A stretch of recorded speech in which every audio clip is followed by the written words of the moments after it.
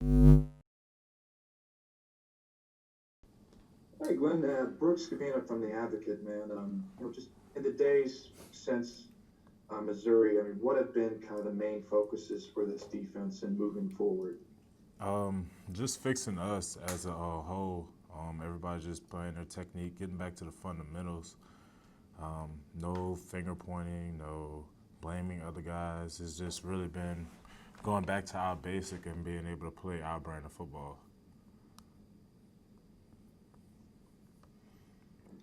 Hey Glenn, this is Josh Sibley with Louisiana Gridiron Football. Coach O mentioned simplifying everything and you saying getting back to the basics. The pass rush has been kind of a bright spot on the defense. What are you guys doing kind of up front to try to get to Trask this week? Just going back to, like I said, the bases. We're doing the same thing we did every week. Same drills. We're gonna have a different game plan for him. Obviously, he's a really good quarterback. We're gonna find ways to be able to keep him in the pocket and get him on the ground.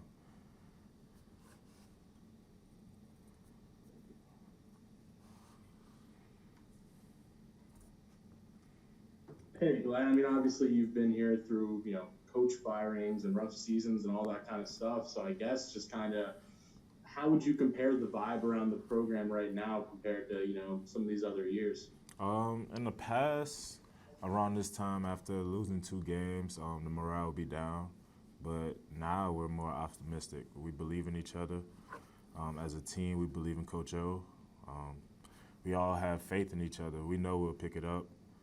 It's just a rough patch we're going through right now, but we'll get through it.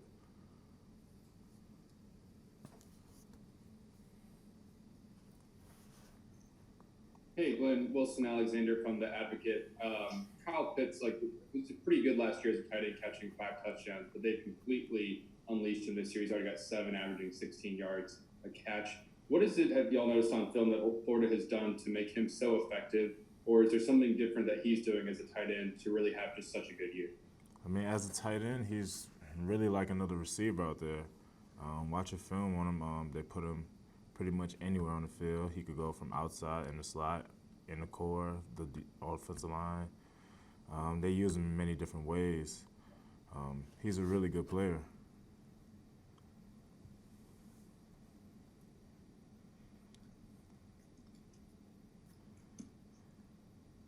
Hey Glenn, Brooks again.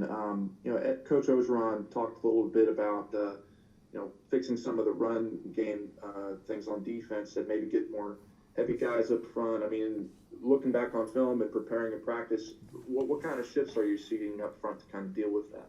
Um, we're I've been told we're looking at putting 3 defensive tackles on the field.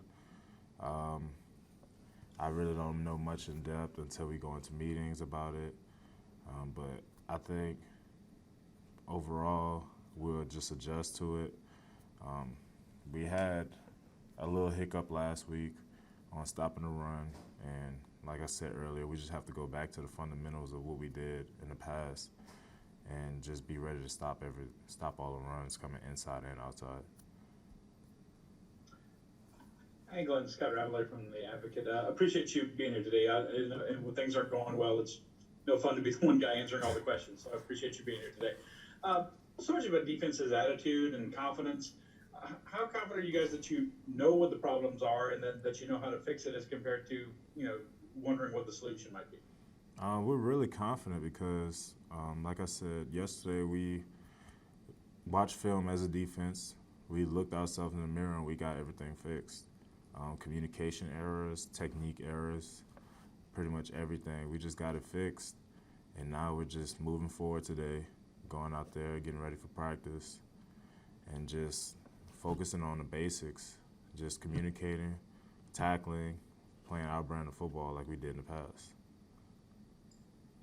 Hey, Glenn, Brody mentioned that you've seen a lot of football, a lot of ups and downs. As a guy that's one of the holdovers from a championship team, have you been more vocal or felt the need to be more vocal about the standard performance that Coach O talks about a lot? Do you feel like it's kind of on your shoulders, or is it one of those deals where you got to get out on the field, you got to make some plays, and then you can start doing some talking? As a veteran, I have to be able to be more vocal. Lately, I've been more vocal, just helping young guys keep their heads up. There's a lot of people who hasn't been in this situation.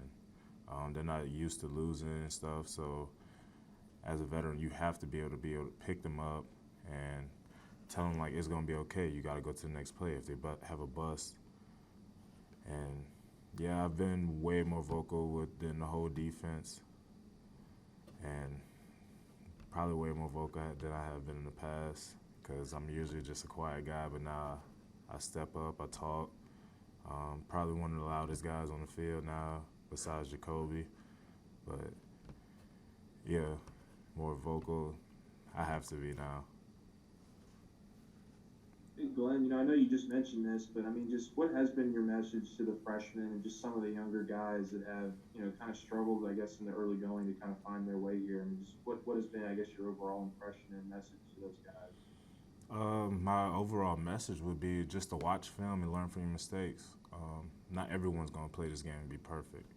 You have to be able to know what you've done and be able to correct your mistakes before the coach have to correct you.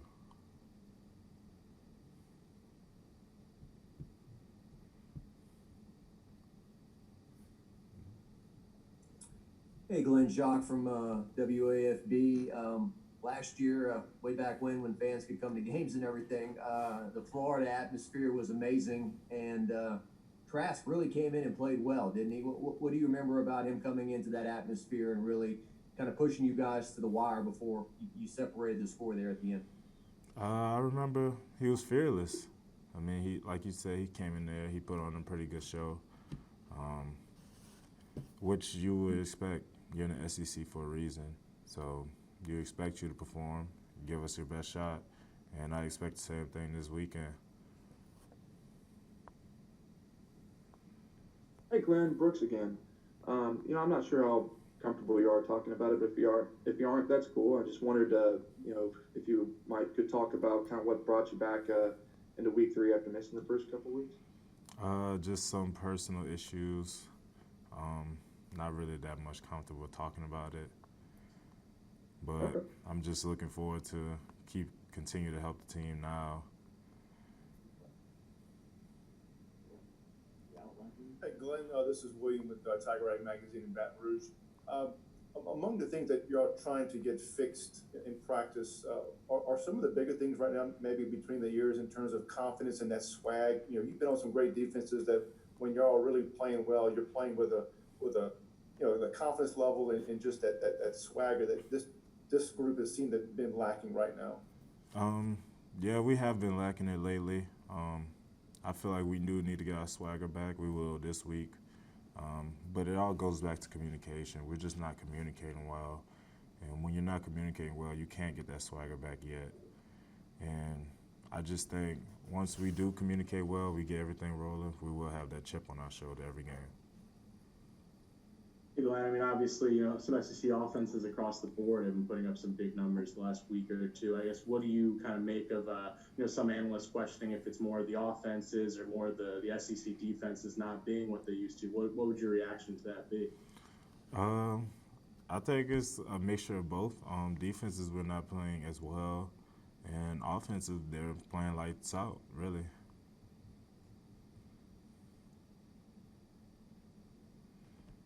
Wilson, you're up. Me? Yeah. Oh, hey. All right. Hey, Glenn, Wilson again. Flipping over kind of the offensive side of the ball, just what is it about Terrace Marshall that makes him such an effective wide receiver? I mean, he's had a great year here. And what have y'all seen from him on that side? As someone who has to kind of not directly go against him in practice every day, but watch him in practice every day. Watching him, he works really hard. You always see him first in doing drills. When we do team reps, he's doing every one of the team reps. He's a good leader in that receiver room. He's dedicated. I mean, on the weekends when I'm here, he's here. He's catching balls all the time. He puts in extra work after practices. I mean, he deserves everything he's getting right now because he worked for it. We'll wrap up with Kyle. Hey, Glenn, just wondering what your belief in your coaches is right now. the level, not necessarily specifically you, but as a team, do you guys have that faith in the coaches that they have your best interest at heart and they're putting you in positions to succeed? And is that what you talk about when you talk about communicating? 100%. These coaches really love us outside of football, inside of football, everything. Especially with Coach O, he treats us like his children, like he always say. I have a ton of faith in all of them. I know everyone on this team has a ton of faith in every one of these coaches. We will get everything fixed. They treat us like grown men here. They respect us just as we respect them.